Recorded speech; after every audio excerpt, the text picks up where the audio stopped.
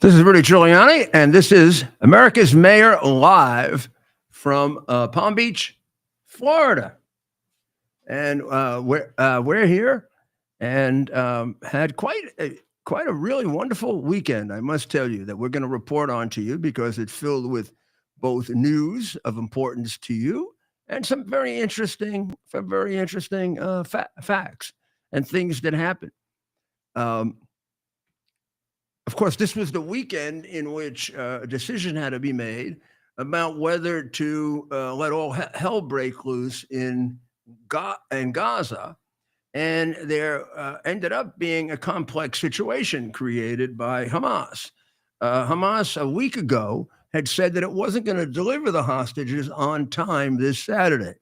That provoked the president and the prime minister to say, and they upped the ante to if you don't deliver all of the prisoners, including the ones that are scheduled for the next week or the week after. I'm not sure exactly how many are left.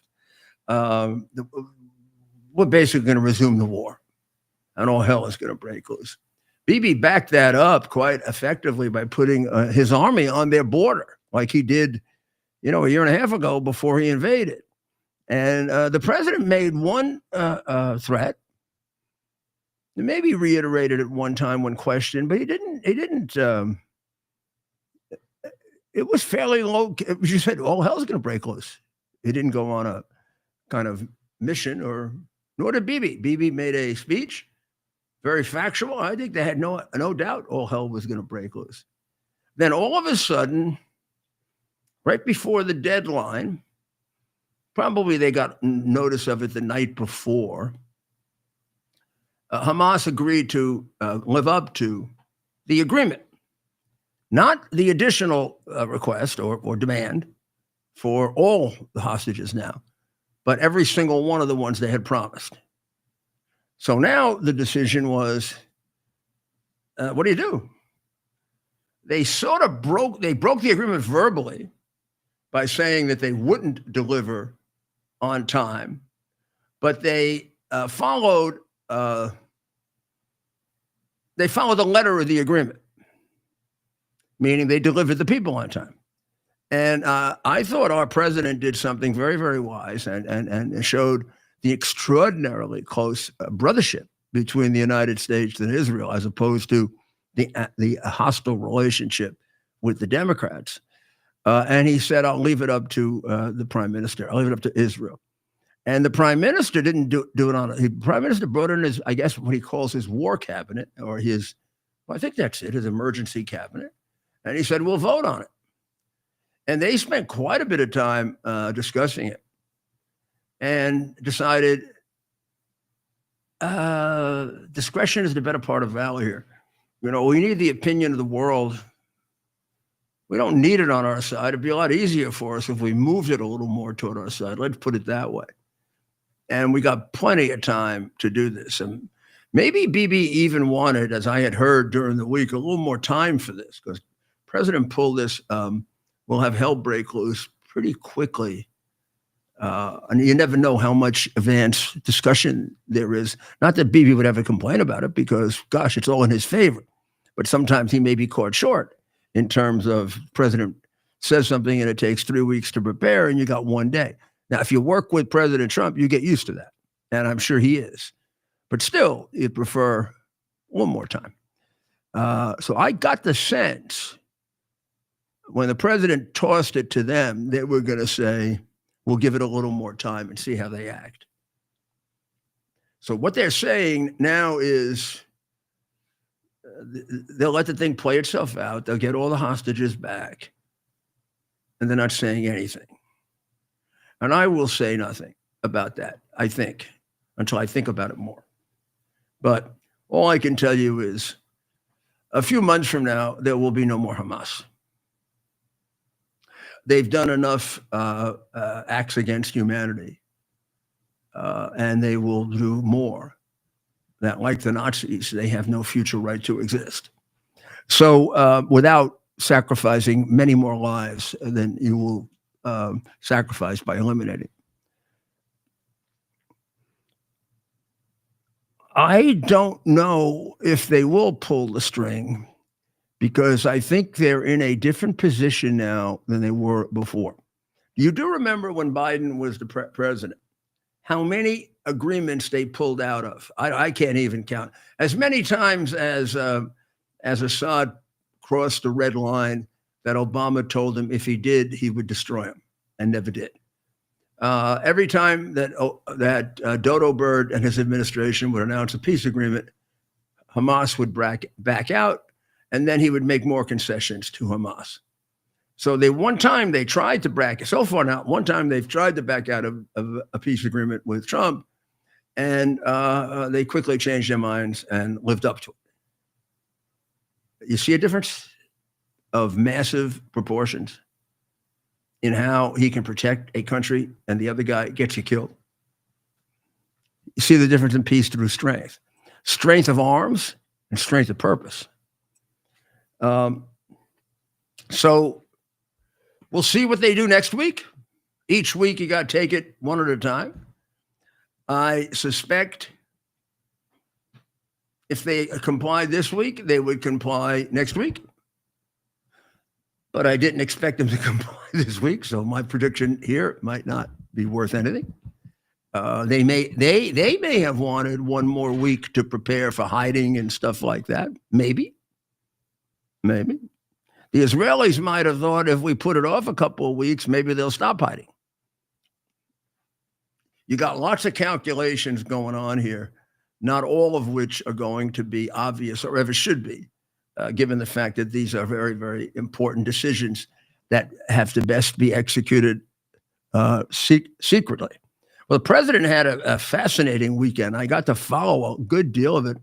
I went over to the golf course on Saturday, and I was informed by his good friends that he wasn't even able to start playing golf before he was called into the Situation Room, where he spent, I'm not sure because I was there later, but I would say it seemed to me about an hour and 45 minutes, and then came out, played a little golf, got interrupted again, played a little golf, got interrupted again, and then finally left. And I had a chance to talk to him a few times about other things, and he said, all it does is make you wonder at his energy and his ability to do so many things at once so well, and remain on top of things. And then at night he was there for dinner at Mar-a-Lago, albeit for a little bit shorter period of time than usual. And we had dinner with Daniel Penny and his fiancée Isabella, and the president greeted them very warmly.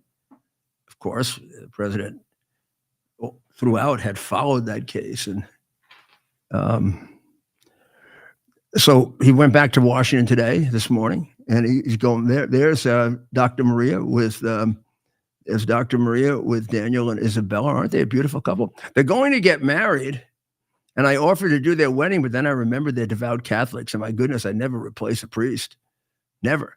You want a priest, you get a priest, not me. Or rabbi, or minister. You get somebody who's a man of God to do it. Always better. And you come to me and you're going to get married with God being talked about. So might as well go to a priest. I've done 200 weddings. I bet you didn't know that. And I got a couple of extras. So when I applied to do a wedding here in Florida for my friend Jake, they gave me two. They gave me two for the price of one. And in DC, I think they gave me three for the price of one. I don't know if they're still valid. They were a bit ago. I don't know if that's valid for life or I never looked. Is it a year or 2 year? I'm going to take a look and see. Otherwise, so. But I mean, I could always do it. Now that I'm an indicted felon, I don't know. What do you think? You think they'd take me, Stephen? I mean, I am indicted by Fannie the Hoe.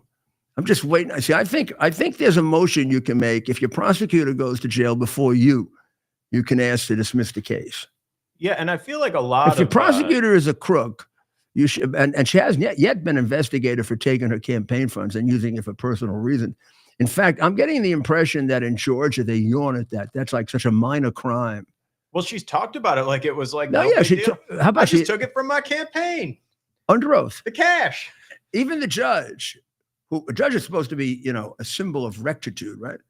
Even the judges sit there like, oh well, ho ho ho. There's me. There's me. Did you show that?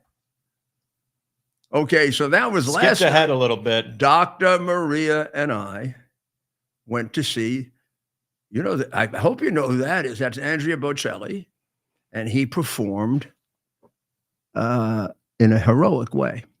His singing, which I have some on my, I captured some of it on my phone. I'll cue it up for you later. He did a first segment of arias, all from Italian opera, and basically not all, but mostly from Verdi and Puccini.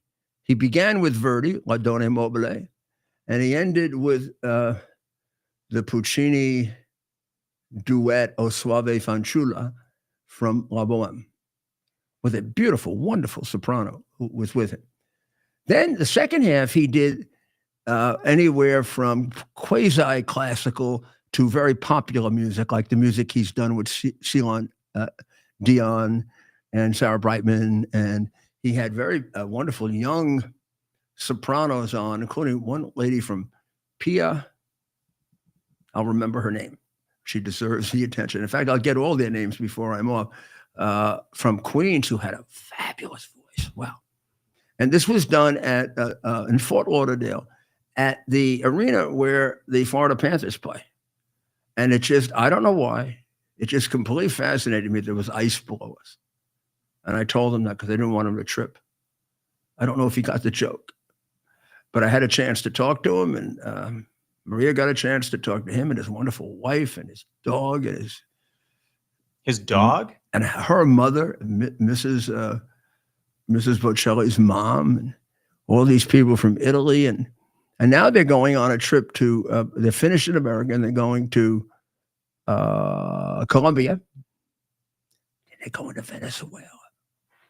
And I told them I didn't think Maduro would have the guts to do anything to them, and they're a little nervous about Venezuela, as is their traveling party, who looks to me like they're.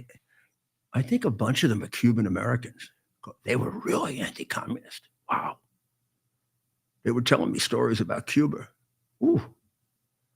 Everybody has this benign view of Cuba. I mean, Castro was killing people left and right, while Hollywood people came and kissed his ass. They didn't care. It's like now. Castro used to kill homosexuals.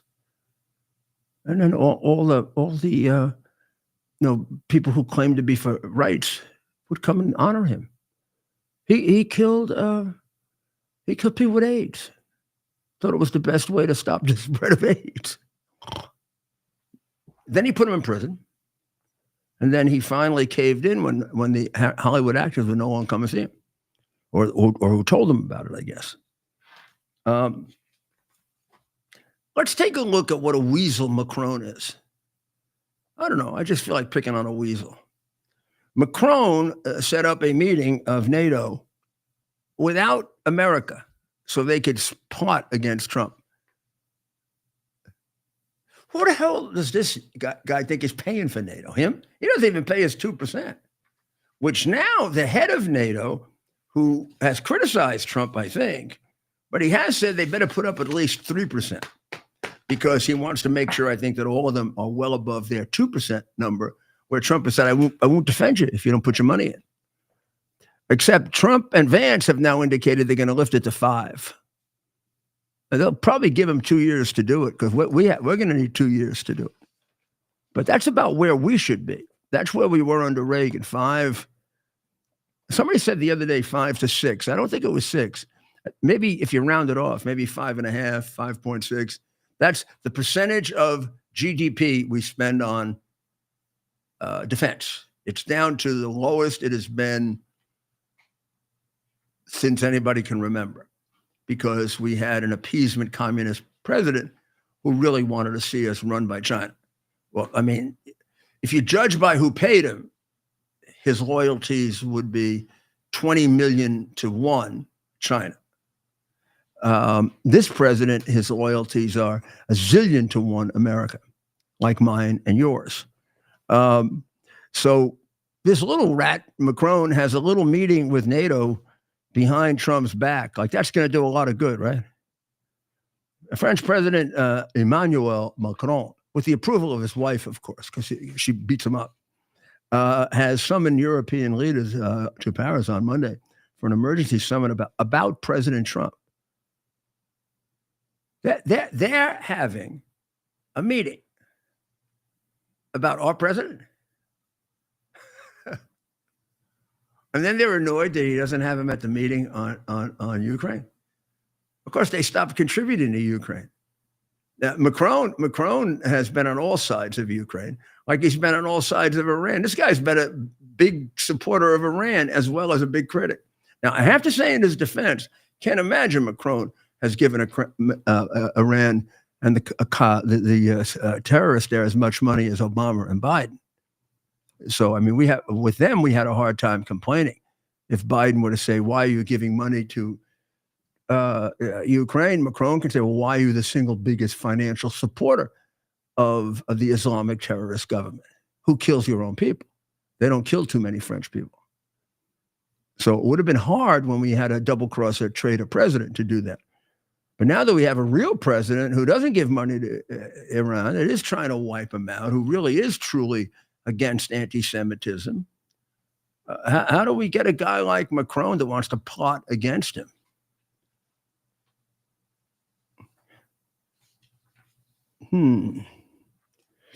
So I guess they would have no, the Polish foreign minister indicated he might not show up. I want to find out, or maybe we'll find out how many showed up, because I have a feeling they're going to be on a list. Not my list, not the president's, my list. We're going to Europe next week, and we'll go look for them. What do you think? They better watch out, these guys. They may have to defend themselves. Last time France defended itself, it surrendered. The time before that, it surrendered. I mean, it's been a long time since Napoleon that they won anything. Of course, they did lose the Battle of Moscow to the Russians. They're the ones who finally defeated Napoleon and chased him out. So I don't know their record here. If you guys bet on wars, I don't know. They sure as heck wouldn't go in as a favorite. You might even want to take money on would they surrender before the war even started. So now they're all upset because the president, with the working group, has excluded Ukraine and the European Union, or NATO, or both. Well, can we be honest with each other? That'd be good, because maybe we get off on a better foot.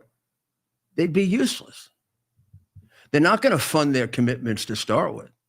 They'll make all kinds of bold commitments, and then we'll be there holding the bag. So what, is Trump a sucker?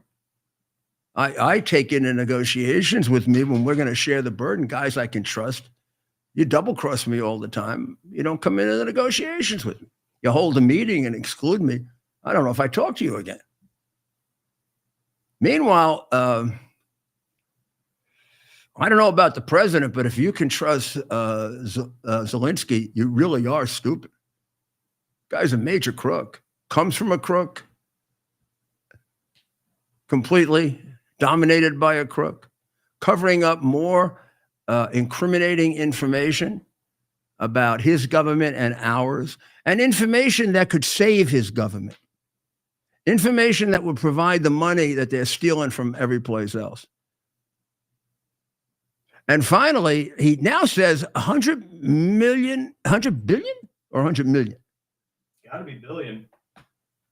$100 billion didn't get there? Well, I'm not sure about that. But where did it go, little guy? I mean, where? Yeah, take a look on somewhere or other. When we take our break, we're going to take a look and see it's 100 million or 100 billion. Now, there is $5 billion outstanding from the Clinton, from the Obama the thief era that they never accounted for. They don't know where it went. When they first started looking, and a lot of it went to Soros's crooked non-governmental organizations. There's one that was supposed to be for prosecutions in Ukraine and never got out of Italy. And it was a Soros organ. I mean, if you think these non-government organizations are some variant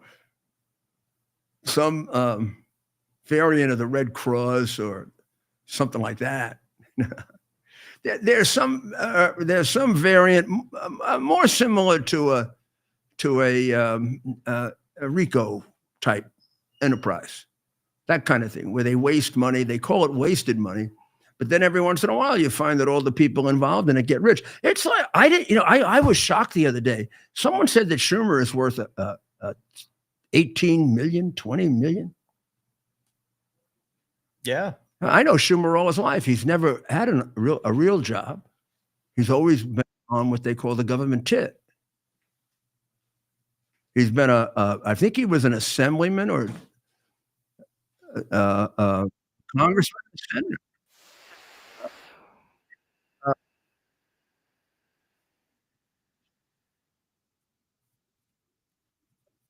I mean, maybe he was getting tips from Nancy Pelosi. How the hell do I know? But is he worth it? Now, I'm not going to say he's worth that. I'm going to say I was told that by a number of people yesterday. And I have to say it was all in the Trump circle. And they were all Jewish. And they were all telling me how much they hate him. And they all tell me how much of a traitor he is. And they say, they get really annoyed at the Jewish people that didn't vote for Trump. But that's one thing. They realize that the cultural pressure and the historical pressure, and they also appreciate the movement that's taken place. They say, but the one guy that they really think should be just drummed out of politics and whose reputation should be disgraced as a traitor to his people is Schumer. Because from the moment AOC and her communist and anti-American, anti-Jewish, anti-Semitic group started talking up, he's been like hiding like a little rat deep down in the subway, trying to avoid Adams getting him shot by the rat squad. Imagine coming out against your own country, your own people. No, his country's America. His background is not Israeli, Jewish. That's the homeland, by the way, of the Jewish people. That's the place that was put up so there wouldn't be another Holocaust, Schumer. He doesn't have a particular affinity for Israel at all. He did. But I mean, interfering in the election and saying Bibi shouldn't be elected. Bibi saved the Western world. If it weren't for Bibi, Syria would still be there. I think Iran would be nuclear by now. Hezbollah would be powerful as hell. Hamas would be controlling parts of Israel. And the Houthis would be kicking the hell out of the Red Sea. He, without any help from Biden, with interference from Biden, has changed all those materially. Virtually, Hamas is on its last legs if we give them a chance to finish them. Hezbollah disappeared, frightened the hell out of the Iranian people. Syria frightened the hell out of the Iranian people. Those were their two big bulwarks. They went down faster than Hamas. And now there's only one thing standing, and that's the Houthis. And they're really not much protection. They're all the way in the south. They don't stand in the way of Israel and Iran. Iran, by its adventuresomeness, has created a straight shot from Israel to Iran. And even if they were to become nuclear tomorrow, it would take them 10 to 15 years to reach the level of an Israel. It would probably take them 10 to 15 years to figure out even a credible way to avoid their missile defense. So if they played a game and attempted an attack like the two attacks they attempted and killed no one, the next, if it was a nuclear attack, I can't imagine Bibi would certainly be justified in destroying them, except for the Kurdish part of Iran, who are loyal to Israel, loyal to the United States. Then he would do it with tactical nuclear weapons that, of course, they have an effect beyond, but much more limited. You don't have to use nuclear weapons now that all destroy the world. They just destroy limited areas, and they create problems in limited areas. And if the limited areas are the areas of your enemy, what you can do, right? So we're going to take a short break, and we'll be right back.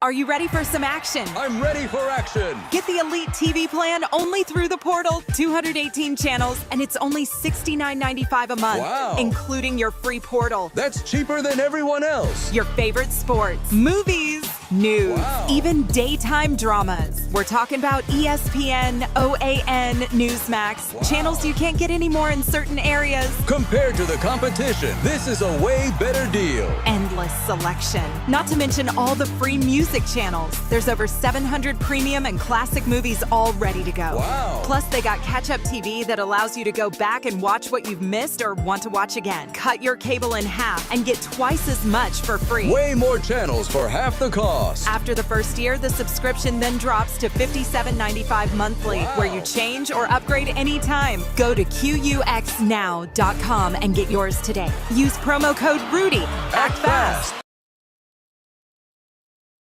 To celebrate the new year, we're having the biggest sale ever on overstock clearance and brand new products. For example, save 60% on our Goose Down comforters, the best comforters ever. They go perfectly with our MyPillow bed sheets and duvet covers.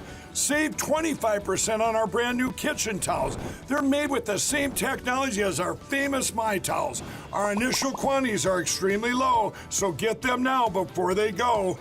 Our seasonal flannel sheets are finally in. You save up to 50%, and they sell out fast every year, so order now. They're truly the best flannel sheets you'll ever sleep on. Or save up to 80% on all our clearance items. And this is where it gets even better. For a limited time, your entire order ships absolutely free. So go to mypillow.com or call the number on your screen. Use that promo code to get deep discounts on all MyPillow products. And for a limited time,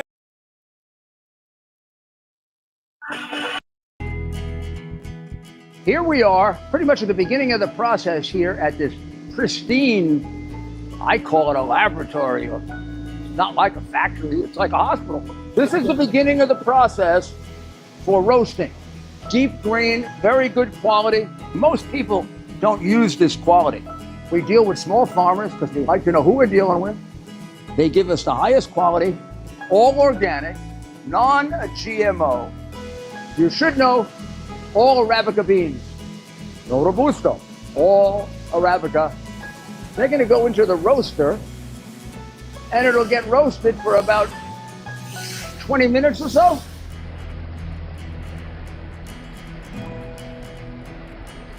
Oh my goodness, look at these. My goodness.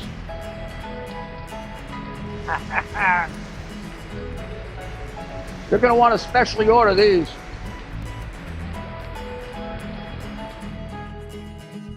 This is what goes into Rudy's coffee.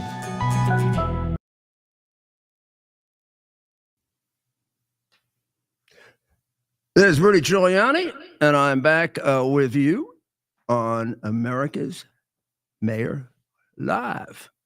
And we were talking about the European summit on Trump.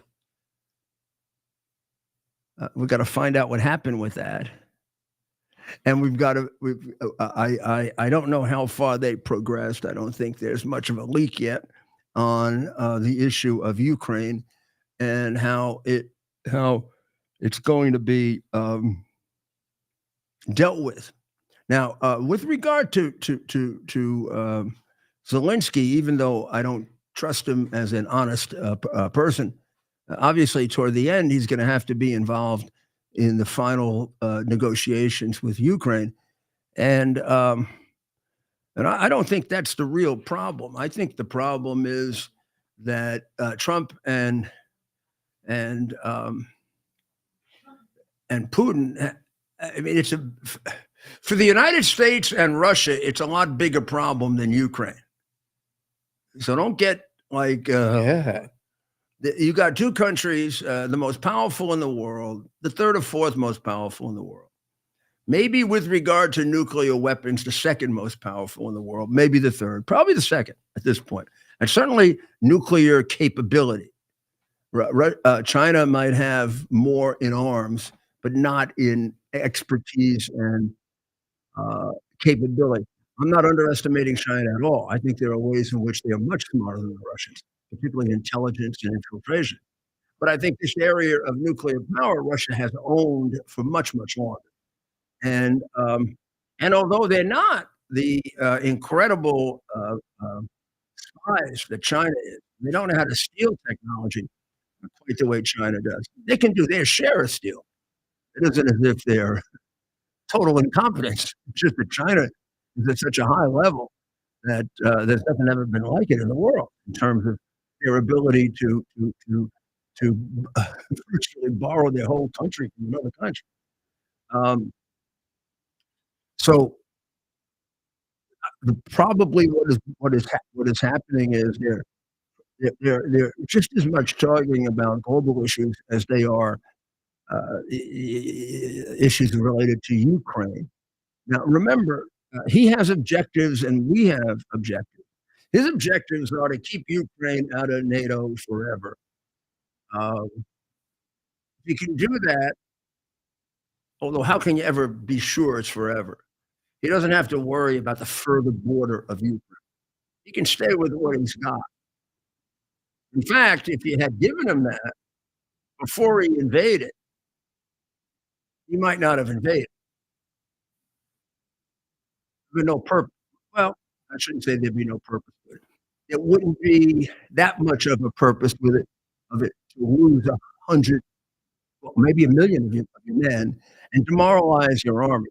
Right now, Putin is a sitting duck in terms of if somebody, I mean, if China decided we're going to invade Russia, because we really have always hated the Russians, we want to take them over. Except for the fact that I don't know how good the Chinese army is because it's never been tested. They would have the advantage with a much bigger army and a much fresher army, although maybe an army that's so inexperienced that they could match the Russians, because the Russians have fought wars.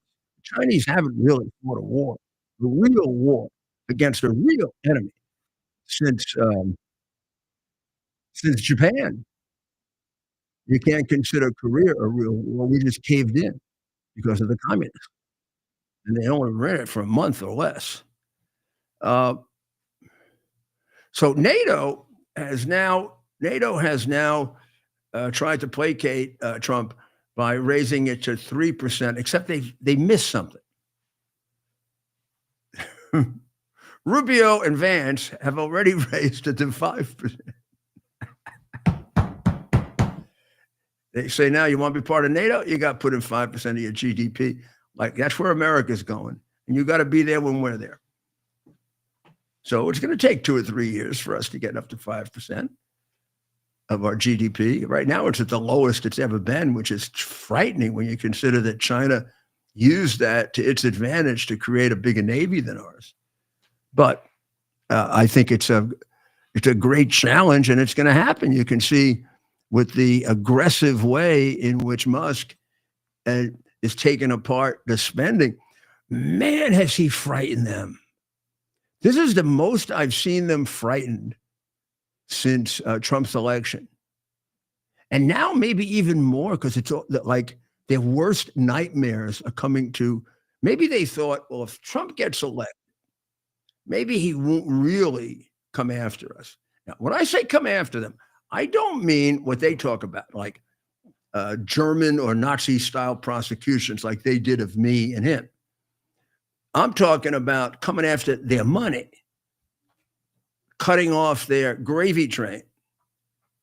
I think they're even more worried about that. They don't think we'll put them in jail because they think we're wussies. We've always been suckers. We've always taken the scraps they were willing to offer. And we've always been, well, we're better than that. And we are better than that. I'll tell you what we're not better than, and that is to subvert justice. Oh, you tell me somebody acted like a traitor to the United States. I'm supposed to overlook that? I'm supposed to overlook Joe Biden taking 31 million from Red China and giving up the Bagram base so that America gets destroyed someday because it isn't 400 miles from China? I'm going to overlook that. I'm the bad guy for prosecuting him? Well, you've turned the world around, haven't you? You got Satan in charge of the world now because he's deciding the vocabulary, which is what you were doing all during the pandemic. You had Satan deciding the vocabulary. Now, I don't say Fauci is Satan. He's too short. But I don't know. One of those guys probably was.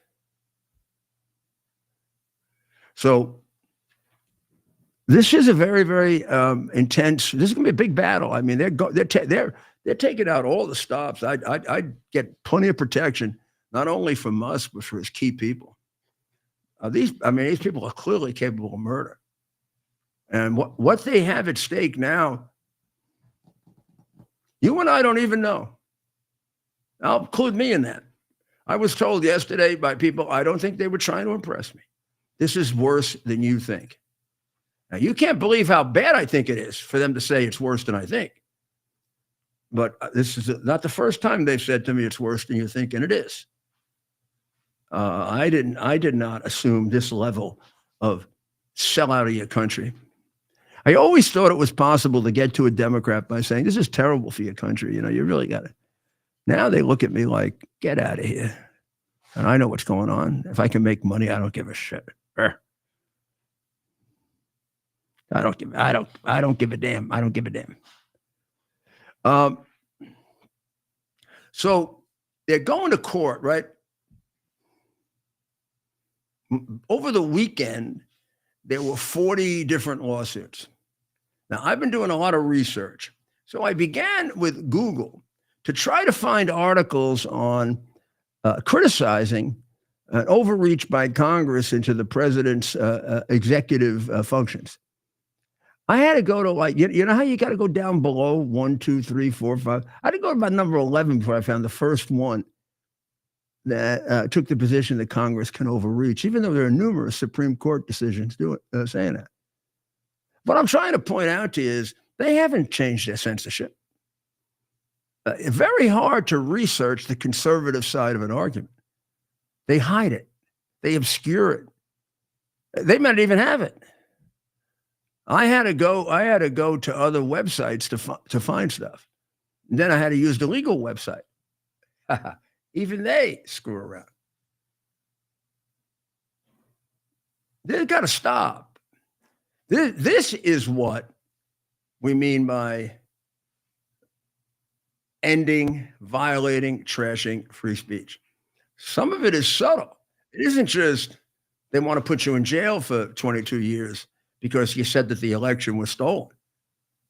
Any time in history, if you said an election was stolen, nobody's going to put you in jail, even if it wasn't. You know, I know this is hard to think about, and I don't want you to get the impression I'm defending myself this way because I'm not. I had every right to say what I said as a lawyer. I mean, it's not even, I don't even have to defend myself on the citizens issue that I had a right to have an opinion on the election. I had a right to argue. Not only did I have a right to argue on facts and whatever, I had a right to argue in the light most favorable to my client. In other words, if a fact were presented to me and there was any ability to argue for the rationality or truthfulness of it, even if it wasn't the greatest, I had a chance to do that, which is why you'll get legal opinions that say lawyers can sometimes be covered by things that might be considered lies, really because what's a lie to you may be either the truth or an extended argument to somebody else. Or when they say that Professor Eastman was arguing for a point of law that has no grounding in any legal authority. How about the other side of it, which they all know is equally valid and very important in the law if we're ever going to be able to develop it? Because these people are good lawyers, they're just horrible human beings. If there's no legal opinion on what the vice president should do if he's faced with a challenge to the integrity of the electoral vote. And the Constitution of the United States says that the state legislature is ultimately the sole, primary, supreme arbiter of who won, which is what it says and has said from the beginning. And it's been interpreted by the Supreme Court to say legislature has supreme power. Why wouldn't you, as a legal interpreter, be perfectly entitled to interpret that as, if there's a dispute, it must be sent to the state legislature? And any change in that by law is unconstitutional, because the law can't change the Constitution, right? So that argument, which had been out there for 30 years, accepted by, I never did a test, half, what appears to be half or more of the law professors, or half or less, including in one very, very dramatic case, Professor Tribe of Harvard, who represented Gore in Gore v. Bush, and wrote a law, not only argued that in his argument, where he would be entitled to argue it even if he didn't believe it.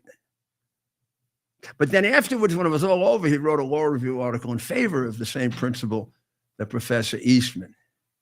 He's one of the people claiming that Professor Eastman should go to jail now. And you should hear Alan Dershowitz talk about that. He was his friend at one time. The guy has become a monster. So Professor Eastman's view is not contradicted by the Constitution, and it's not authorized by the Constitution, which makes it a fair argument to make on the grounds that you must view the law and the facts in the light most favorable to your client.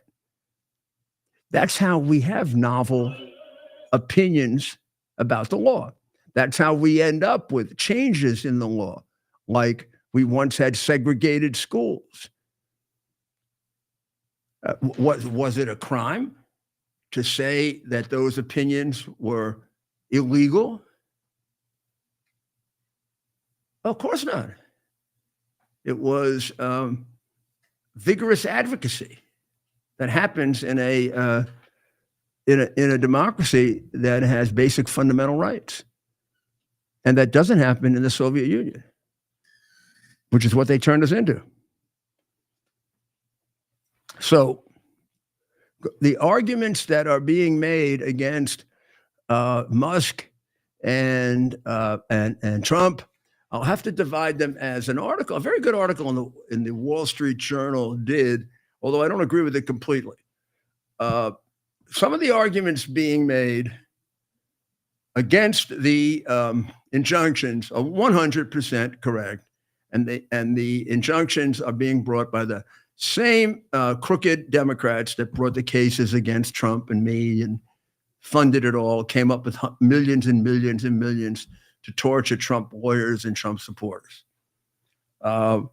One very, very simple one is trying to block his doing away with the money for USAID.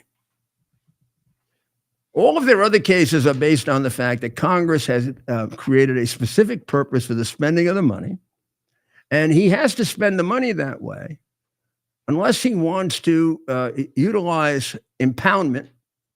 Impoundment has been narrowed by a 1974 law, the Impoundment Act of 1974.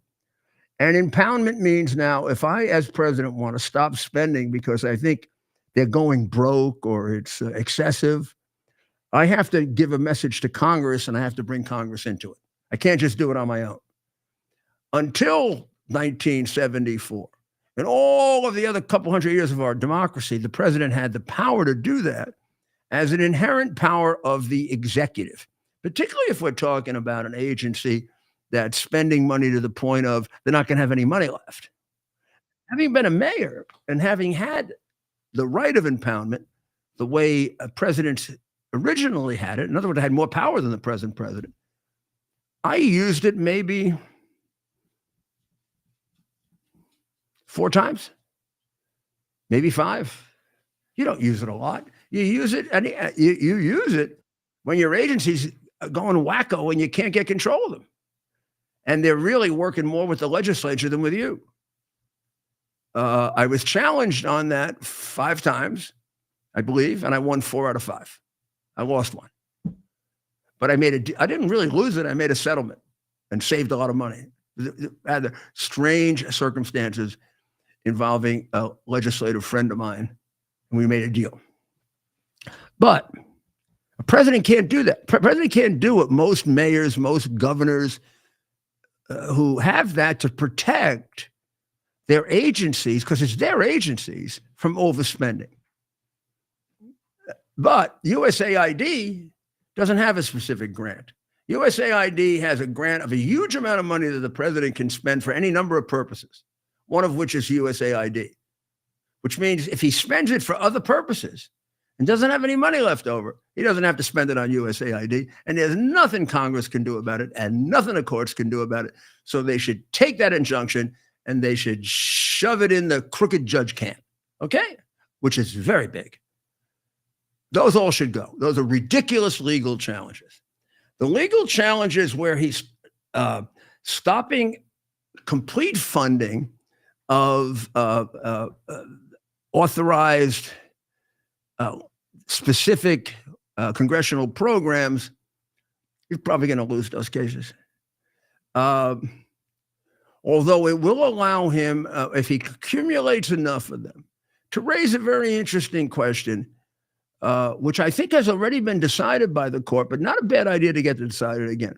Does Congress really have the right to prevent the president from managing the agencies in a fiscally wise and intelligent way? Isn't that when they made him the chief executive, they gave him all of the inherent powers of an executive. Hire, fire, right? When they want to limit it, they have to limit it. So he doesn't have the higher power completely. There are certain offices where he has to share that with the Senate. Those are the confirmation offices. So when I was appointed Associate Attorney General and I was appointed U.S. Attorney, I had to be confirmed by the Senate because the president didn't have the sole power to appoint me. Difference. When I was appointed an Assistant U.S. Attorney, I didn't have to be confirmed. There I worked solely at the discretion of the president. So does everybody else in the government. Also interesting, when Congress intruded and took over certain very high and sensitive positions where they took the power of confirmation, they fought very hard. Should they also have power over the dismissal? In other words, they confirmed the Secretary of State, correct? President wants to fire the Secretary of State. Shouldn't he have to come back and get the same vote, majority or 2/3? And a very bitter debate, very close debate in the Constitutional Congress. Very interesting if you want to read it. They decided no. That's different. On advising consent, he needs help, and we got to make sure he gets the right person. But once he decides somebody is the wrong person, how can he ever work in the administration, even if we think he's the right person? He's not going to trust him.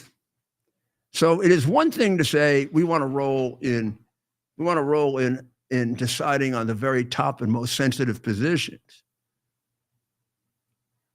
It's another thing to say we can hamstring him with a bunch of bums that he doesn't like, but we like. So you can see how sensitive they were to the proper role of the executive. So it isn't a constitutional amendment that creates impoundment. It's a law of the Congress, which means it can be changed. It means it could also be unconstitutional as a too far of an infringement into the executive power of the presidency. So I would tell you that, number one, this is being done, of course, to give the president the maximum power to clean up the most corrupt government we've ever had in our history. More corrupt than more corrupt than I can describe to you, more corrupt than I completely understand, and probably even more corrupt than is going to come out, but plenty is going to come out. The people I talked to today said, don't worry, this is going to come. This is nothing. And by the time it's finished, people's breath can be taken away. And I said, well, tell me how much of it is corruption and how much is inefficiency. He said, come on, you know the answer to that. I mean, I thought they were a bunch of crooks forever. But, of course, I thought maybe I'm too much of a prosecutor. So these cases are going to come out a little differently. Some he'll be vindicated completely. He'll be allowed to go right straight ahead. Some he's going to have to wait for the Supreme Court. And in the long run, I have to do a lot more thinking on my own to know what the right answer is. I know what the right arguments are. I know that's hard for people, but I'm a lawyer, and there are differences between the right argument and the right answer. See, when I'm an advocate, my job is to find the right argument for you. My job as a commentator, legal expert, judge, arbitrator is to find the right answer. So we'll work on the right answer. I think it's going to be, they're going to loosen up and vindicate a little more executive power for the president. Will they go as far as he wants, or should they? I don't know. I mean, not every president's going to be Donald Trump. So when you give this power, you got to remember you may be giving it to another Joe Biden. So you got to think about it. Wisdom suggests that you think about it. Oh, God forbid. Wisdom in Washington? Jesus, that went away a long time ago. I also think that the judge's decisions here are hysterical. I don't mean hysterical funny. I mean hysterical like out of control of your emotions. Like the blanket halt on spending is devastating. A 2-week halt in spending in the federal government is hardly noticed, much less devastating. And by the way, the key programs for the people that are really poor are all continuing. So stop it. Stop the January 6th contrived hysteria. Huh? You pulled that once and it didn't work. Nobody's starving. Do we have a government that is out of control financially to such an extent it could be destroyed? Yes. Have you done it, you effing liberals? Yes. So I know you put the judges on the bench to let you do it.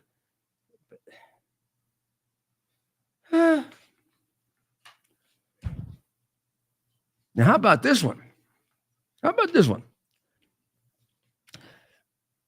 This is good. A second federal judge on Friday paused Donald Trump's order halting federal support for gender-affirming care for transgender youth under 19.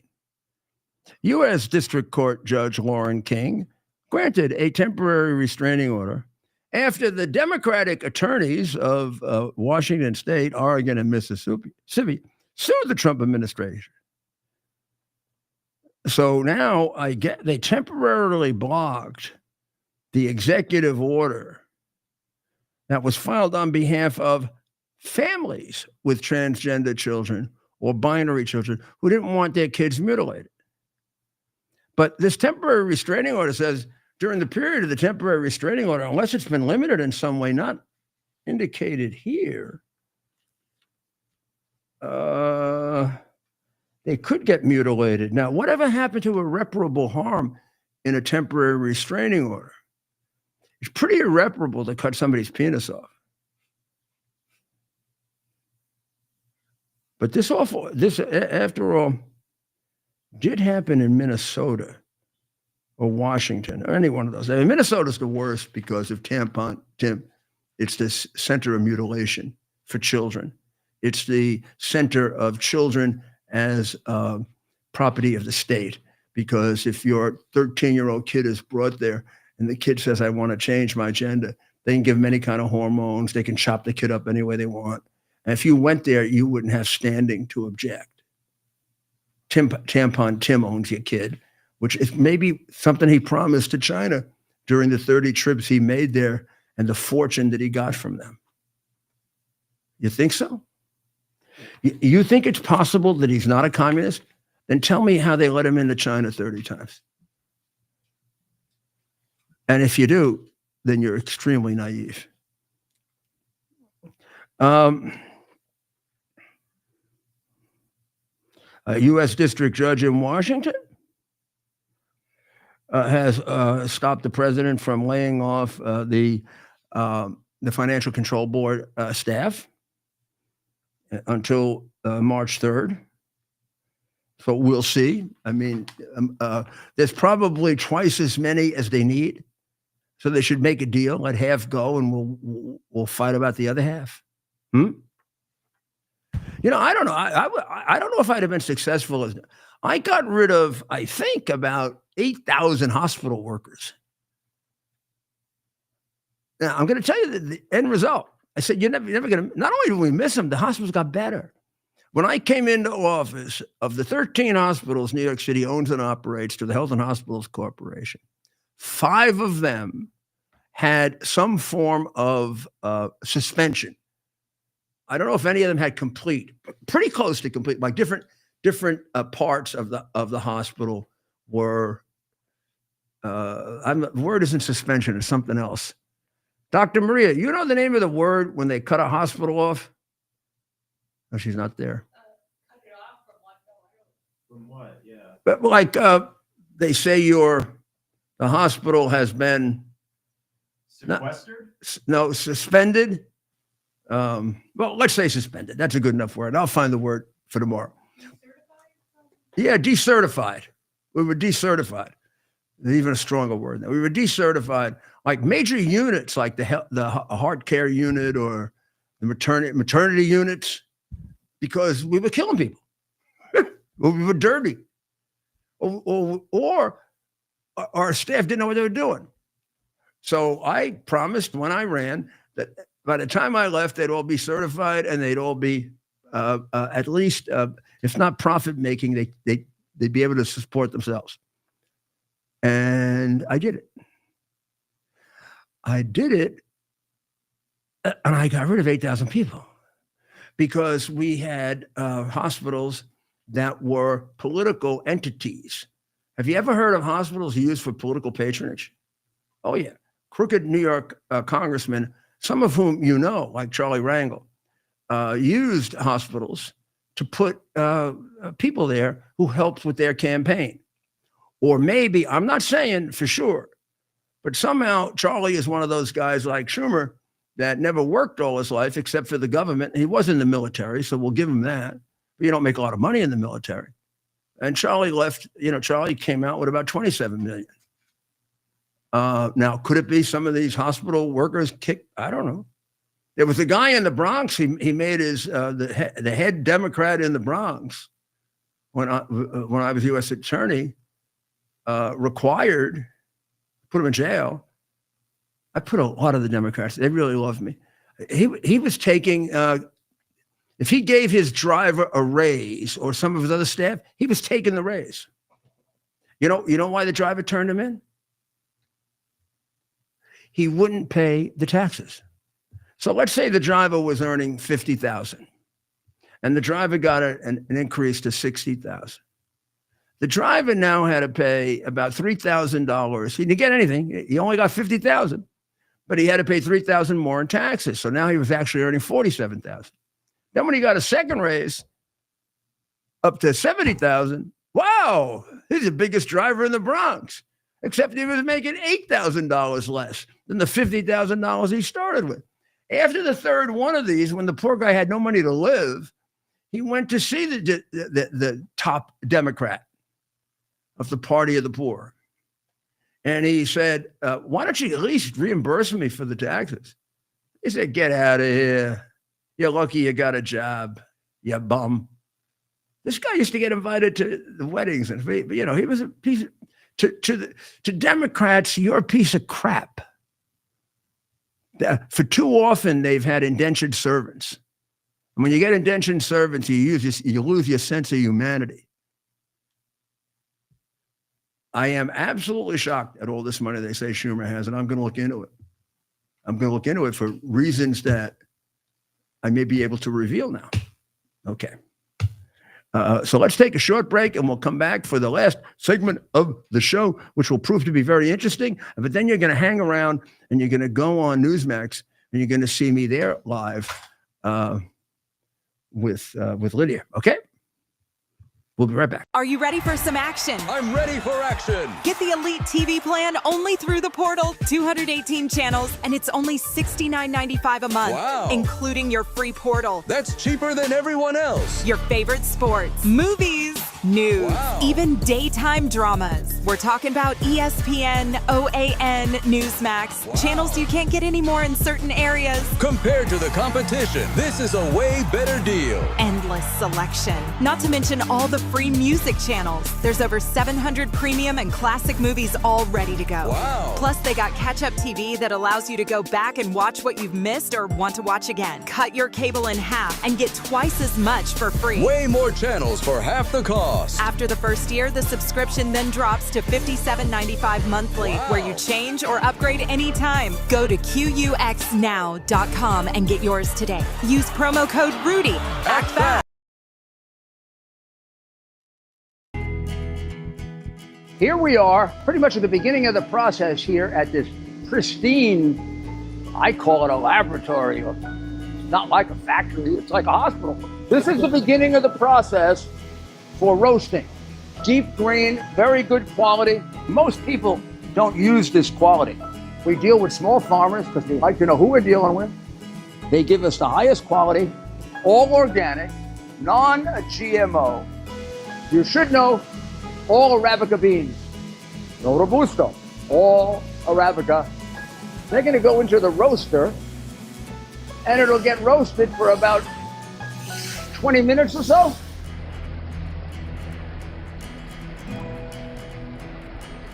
Oh my goodness, look at these. My goodness.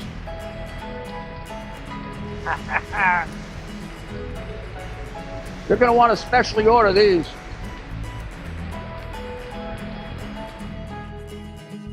This is what goes into Rudy's coffee.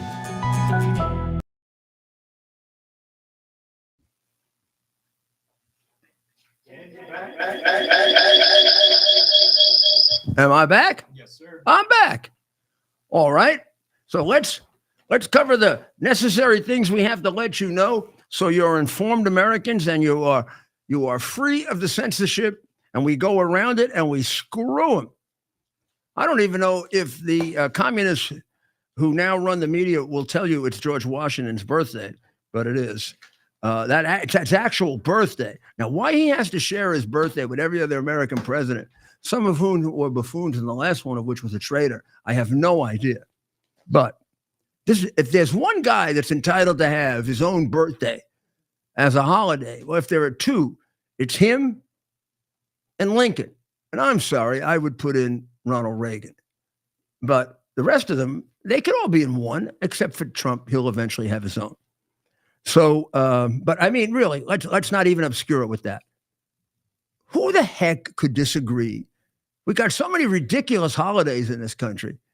Who the heck could disagree with George Washington's holiday being a singular holiday? Somebody who's doesn't love America. The poor Bebis family, I don't know if you remember this, but the father was and the mother were released, and now it hasn't been proven, but it has been said by the animals, meaning Hamas, that the babies who I think were 1 and 2 when they were captured are dead. But there's also some counter information that they're alive. Now that's torture. This comes about because they're holding the dead bodies.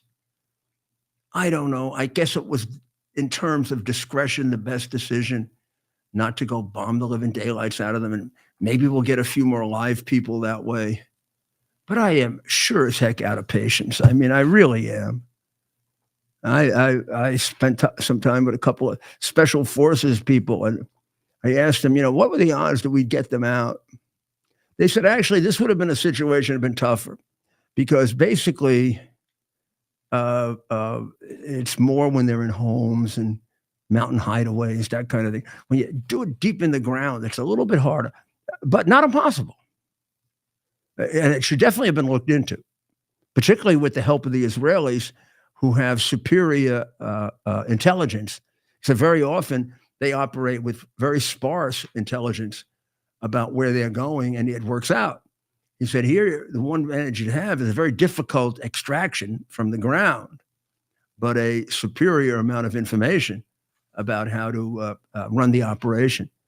And they also agreed that they probably would have come up with a better survival rate. And also agreed with me that the best thing that should have been done is they should have been terrorized. By terrorized, I don't mean terror.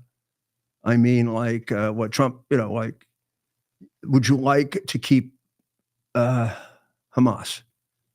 And would you like to keep alive Palestinians? Then tell Hamas to give up. You'd have to make Palestine a thing of the past if they keep your hostages. They've been threatening the elimination of the Jewish people long enough so that would be a perfectly justifiable position to take. Unless you're a fool that thinks you are required to die. And don't believe in self-defense of any kind. I tell you, the people at Mar-a-Lago and the Trump golf course believe in self-defense.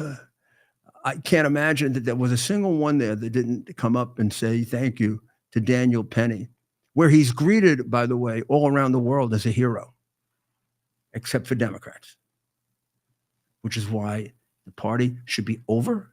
It should be gone. It should have nothing to do with America because it has to do with all the worst parts of America. And a new political party should be born to oppose us Republicans, because we sure as hell not right all the time.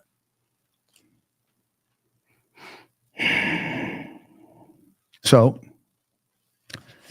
the citizens they released this time, they cleaned them up and put them in a little better care. A migrant transgender woman wanted by the FBI and immigration officials allegedly stalked and raped a boy in Manhattan this week. So we are feeling the after effects of the Biden invitees, and we're going to be feeling this for 20 years because there's, who knows, the total number could be 15 to 20 million. The total number of criminals is extraordinarily large and impossible to determine.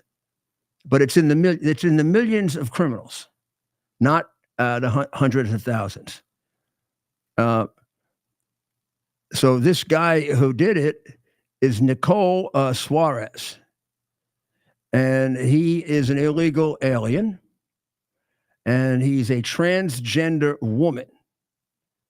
He followed a 14-year-old into the bathroom of a bodega across the street from Thomas Jefferson Park in East Harlem, and he attacked him. Suarez, 30, who's originally from Colombia, was arrested, and he's been charged with first-degree rape. Now, okay, they better hold him and get rid of him. However, he was wanted in New Jersey. He was wanted in Massachusetts. He was wanted by the Immigration and Naturalization Services. And they think he's been wanted elsewhere. That's all they have right now. And the ICE detainer was declared, we don't listen to it because we're a sanctuary state. According to ICE, ICE could just pick this person up and deport them back immediately. But due to our sanctuary laws, that was obstructed. Shouldn't the people who obstructed that go to jail? Isn't that obstruction of justice? I mean, they convicted all of those J6 people for obstructions of a government proceeding with an illegal statute. It had to be taken away because all the maniac, crooked judges in Washington applied it. This is an absolute obstruction. This is an obstruction of justice that led to something real. The rape of a 14-year-old by a transgender person. Judge Elizabeth Shamas, who became a judge in January after she was elected on the Democrat ticket, lowered the amount to $200,000 bail or $250,000 bond online. Record show. And that person got out. Thank you, Elizabeth Shamas. And thank you, the Democratic leader of the Bronx, Democratic hack from the Bronx, who appointed whoever the hell Elizabeth Shamas is. And would you, like a good Japanese person would do, I'm not asking you to kill yourself with a sword. Just get off the effing bench, huh? We got enough crooked judges in New York. We got enough crooked judges in New York. We don't need a new young one. Look, you get appointed in the Bronx, you get appointed in Brooklyn, you get appointed in Queens, you get appointed in New York. Presumption, you are a political whore because you get appointed by a political operative. And you're going to do crap like this. You're going to get people killed. Wow. Wow. Okay, time to play. We should probably play "Time to Say Goodbye." That was sung by Bocelli yesterday. But we have tried hard to recreate my own recording. I hope this is not copyrighted or something. But first, I want to show you my new hat. And I want to know, I'm going to have it on long enough while we play this, where you tell me if you think I should wear this on the show or it's distracting. I have to tell you, it's a little tight for my head. I got to tell these people, what do they think? I mean, some of us have like big brains. Look at that. Yeah. There's that one. I like that hat. I know you do. I love this hat. I was looking for it all over, and I finally got it. That's the signature. Oh, wrong way. Yeah, up there. Up there. Up. See, turned around. It's turned around. There. Yeah. Let me turn this way. No, the other way. Fashion model. See that? Now you want to see the other side? I'll show you this way.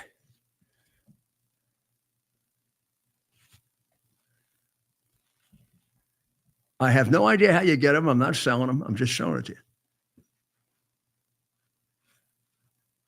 I just think the gold one looks good. So the other one is the famous Elon Musk hat.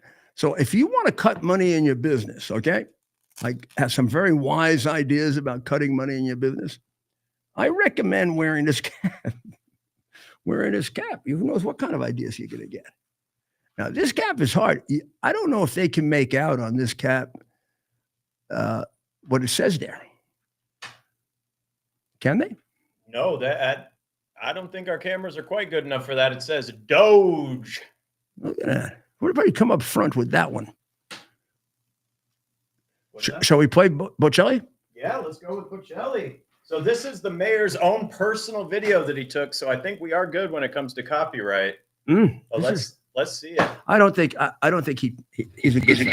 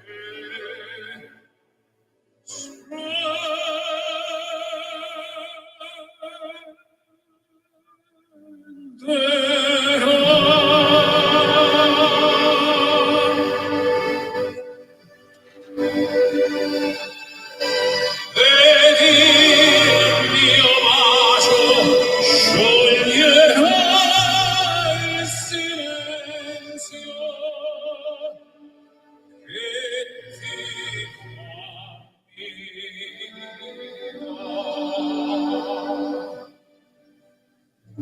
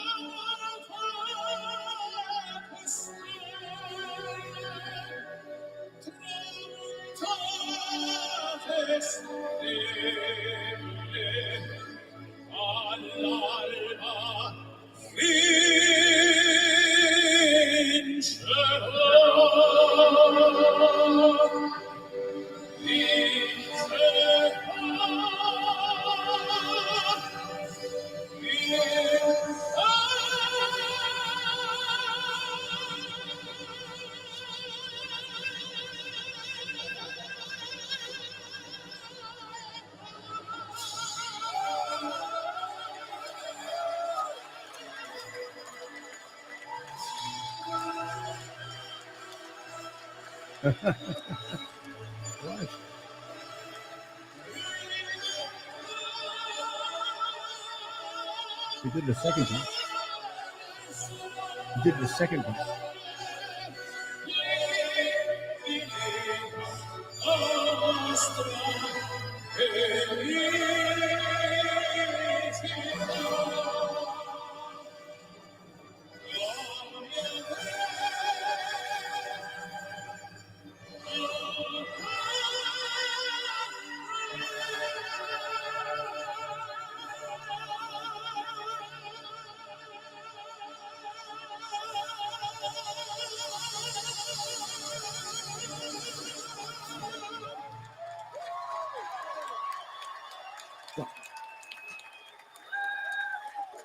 Well, that's a great way to end and a great way to say, let's pray for the people of Israel. Let's pray for the people of Ukraine, all of whose faith is in the hands of now, really in the hands of Donald Trump to a very large extent. And also the people of Iran, who hopefully are going to be free. And let's pray for all of the people of America. Let's thank God for giving Mr. Bocelli that beautiful voice. You know, that ending of Nessun Dorma, which is the aria he was singing from Turandot, which happens to be the president's favorite. He did it twice. You know, it's when he does Vincero at the end, that's the great part where he has to hit the high C. And not every tenor not every tenor can do that.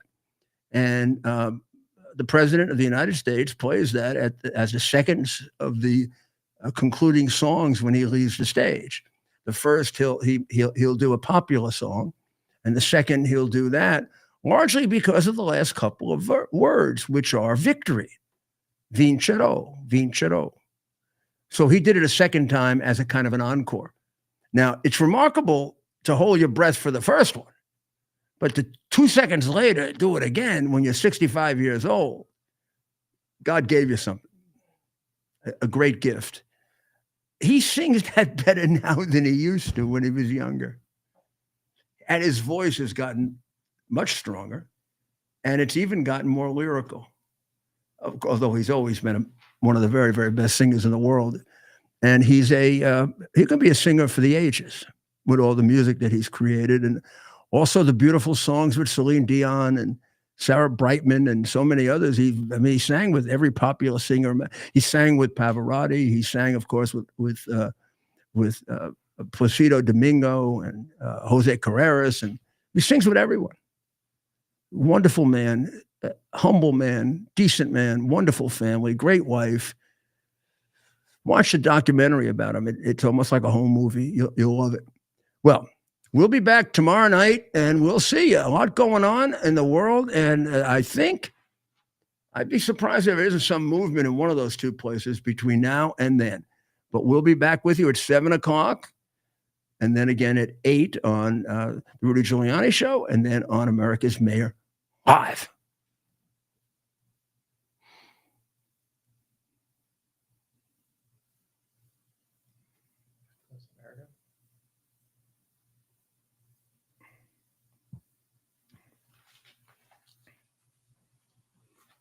Are you ready? God bless America. God bless America. Are you ready for some action?